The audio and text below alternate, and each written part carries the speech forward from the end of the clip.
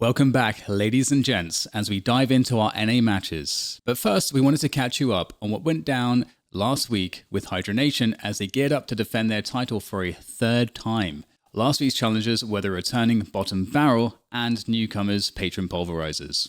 Patron Pulverizers did their homework as they take away McGuinness from Naked, though leaving Alex's Bebop open to be chosen. On the Bottom Barrel side, they take away the most successful hero in DFN history, Shiv.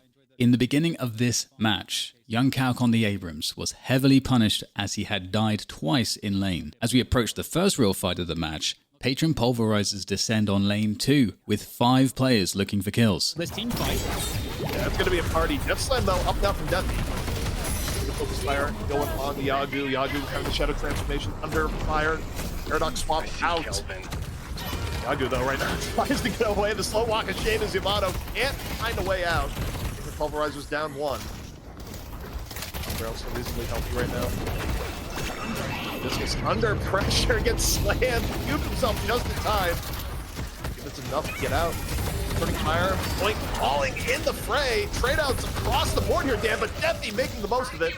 We're finally falling at the end. With Algae being caught out and killed, Bottom Barrel were forced into a fight as Geo shows us all how to deal with a Yamato in your face. That charge, and here comes the ice path as well, and the ice beam, and there's no escaping that, it seems. Can young Calc finish it off though? That's the question. More attention coming in from Patron Pulverized, reinforcing the fight and overwhelming, but it's going to be Kelvin's ult that's going to keep him maybe safe, but just a nicely timed parry coming in to try to save himself. Obviously, the ice grenade providing a bit of extra heal, trying to stay alive here. Needs somebody to come in and help out you in with the cloak, but forcing out the ult from the Yamato. Will the Yamato be able to escape? That's the question. And looks like the answer is a definitive no. Young Calc looks to get revenge on Patron Pulverizers and how they ganked him constantly in the early game. He catches out 2 players and Bottom Barrel gets the earn turn in. Shadow Transformation up yet, so young Calc says, I'm going to go for this. This is a doable pick. Gets Yamato in time. And also has the gun might add on top of it. And Hunter's armor. So young Calc kind of a force to be reckoned with. Gets the charge! Finds Warden. Oh boy. This Abrams is becoming a raid boss before our very eyes. Deathy says enough is enough. Goes in with Boink. And yet young Calc, still looking durable, still not dead. This rotation comes in to try and bail him out. Paradox in, lands the swap. Deathy punishes the pocket. Young Calc healed up, still in the fight, still a threat. Oh, finally, goes down. Patron Pulverizers do a great job of punishing young Calc and Naked overextending in lane 1.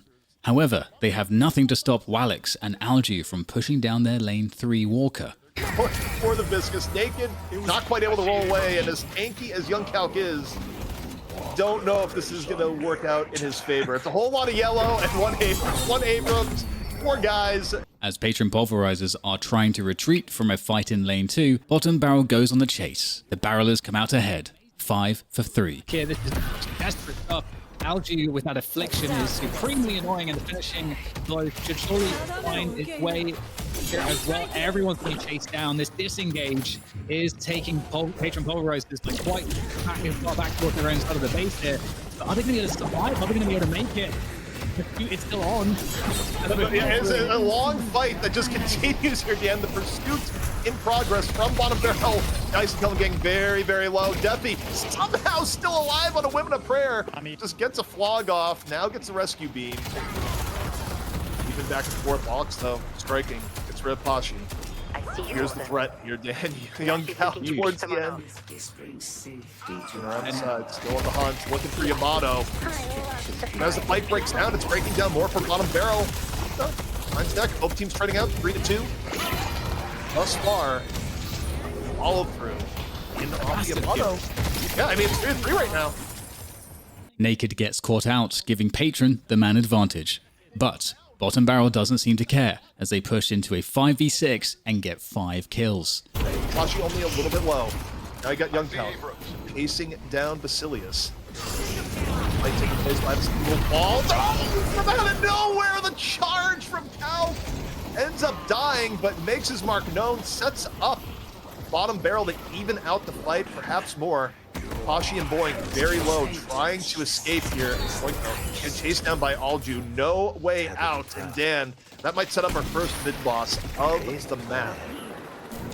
Yeah, I don't know that there's any good skill options there. And being down 20k souls and the Rejuvenator, Deathy looks for an engage on his Lash to give them an edge in the team fight. Unfortunately, Bottom Barrel are just too far ahead as they close out the fight and the match. Also going to be there. Young Calc in danger, tanky though he might be, goes to the cube and the follow through.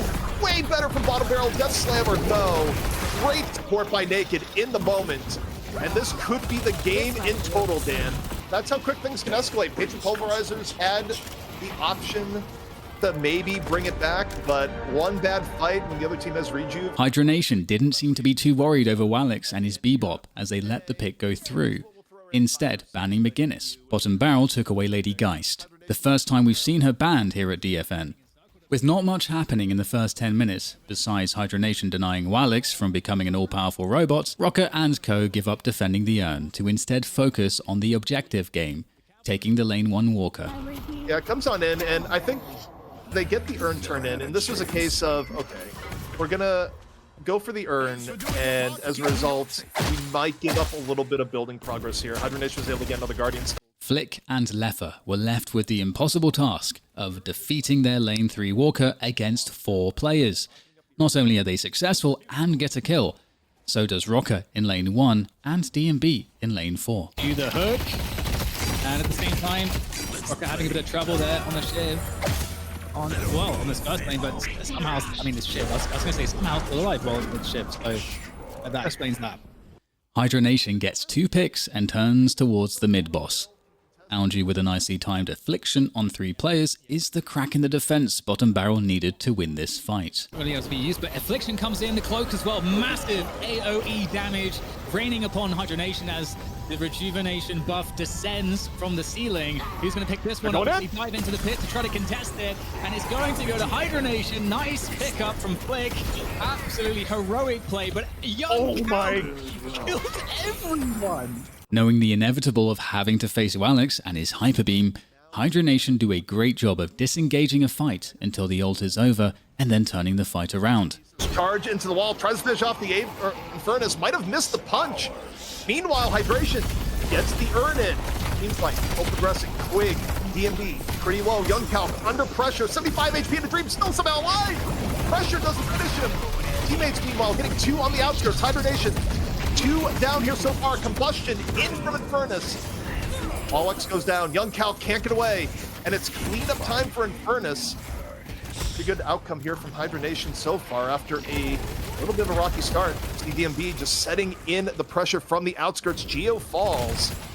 Catching Bottom Barrel slow on the rotate, Hydra Nation drop the urn and take on the fight. Not only do they turn in the urn at the end, they also get 4 kills. Directly on the urn spot, there comes the affliction. A lot of players from Hydra Nation, I think, avoiding that, able to disperse themselves, and they must because so much area control between these abilities, but now they've worn off, and everyone is fighting in there.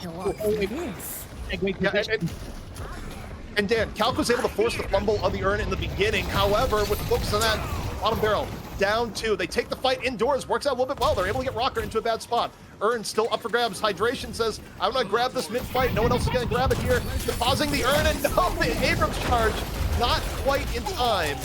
So urn goes away of Hydra Nation. Calc dying for nothing at the end. Wraith can't climb up the wall. Going for the hero play, Wallix leaps in for another Hyper Beam. Yet, Hydra Nation figured out its greatest counter, hiding. The new way, the let your blood in this situation. Hydration got very, very low. I think it was Young Calc that dove in, just barely didn't get Hydration. Now Hydra Nation going deeper. They think they have a play. Hyper Beam is gone here. Oh, Nisasil comes on in, is enough to get the MV. Nope, Alju though. With initially catching out Netch, Hydra Nation picked the rest of the barrelers off 1 by 1 and close out the map, even in the face of a Hyper Beam. Poor Patron is going to be shortly in the weakened form. Everybody to the pit as well. 2 players down. Then, I mean, we have ults online here. Alju has with all the affliction as well as Alex's Hyper Beam, so definitely some powerful ults that can be utilized. So that has to be dealt with first. There's the Hyper Beam. That might delay things, like you said, DP, for now.